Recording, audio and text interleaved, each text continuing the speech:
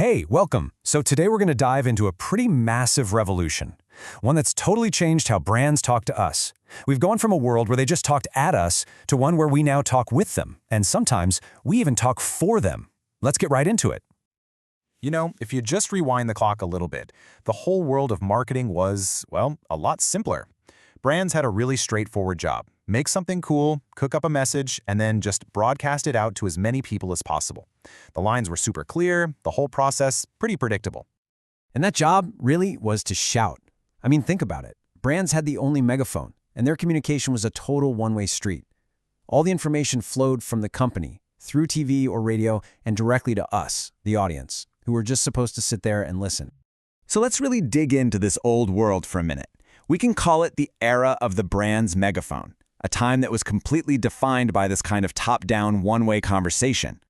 Back then, marketers saw our journey to buying something as this neat, tidy funnel, right? You'd start at the wide top, aware of a bunch of different options. And then, through this really predictable process, you'd learn about the product, you'd start to feel good about it, and then you'd do the thing, you'd buy it. Super linear, totally controllable, and honestly, for brands, it was beautifully simple. And if you want to understand the sheer power packed into that megaphone, just look at this number, $5.2 million. That was the average price tag for one single 30-second ad during the 2018 Super Bowl. See, when you're the one controlling the whole conversation, you can spend millions just to make sure your voice is the absolute loudest one in the room. But then, well, then everything changed. The internet, and especially social media, it didn't just give us a voice. It gave every single one of us our own megaphone, our own broadcast network. Suddenly, the brand wasn't the only one who could get a message out there. And what happened? Well, that neat little funnel got completely shattered. The marketing agency Edelman came up with a new model, a circular journey. Now, we still consider, evaluate, and buy, sure, but the really crucial part is what happens after the purchase. We enjoy it, we advocate for it, we tell our friends, we bond with the brand. It creates this continuous loop. The conversation doesn't just stop when you hand over your money anymore. This quote from a couple of researchers, Mangold and Falds, absolutely nails it. They saw that social media wasn't just another ad channel. No, it was this totally new hybrid thing. It took the power of old-school, person-to-person word of mouth and just magnified it on a global scale. What used to be a quiet chat with a friend can now be a single post seen by thousands or even millions.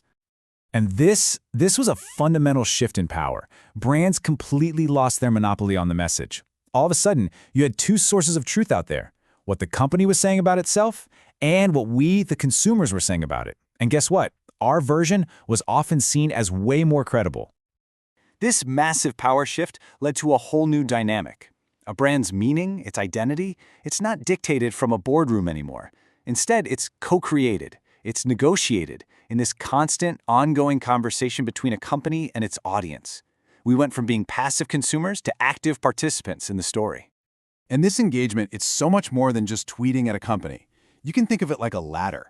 We might start with something simple, right? Like leaving a star rating. But we can climb all the way up to sharing ideas, joining discussions, and even co-developing brand new products. We're not just consumers anymore. We've become what people call prosumers, part producer, part consumer. Okay, so if you're a brand trying to make it today, what does this new world actually look like? Well, it's chaotic. It's messy, it's vibrant, and it's often completely unpredictable. It's a whole new cultural landscape with a totally new set of rules.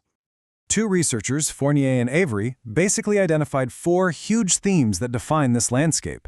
First, there's social collectivism. That's just our built-in human need to connect and share stuff.